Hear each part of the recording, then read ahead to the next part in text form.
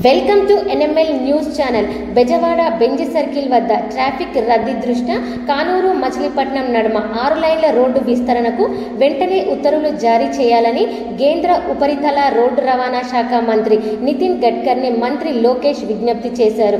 రాష్ట్ర విద్య, IT, electronic శాఖల మంత్రి లోకేష్ న్యూఢిల్లీలో కేంద్ర మంత్రితో భేటీ అయ్యారు.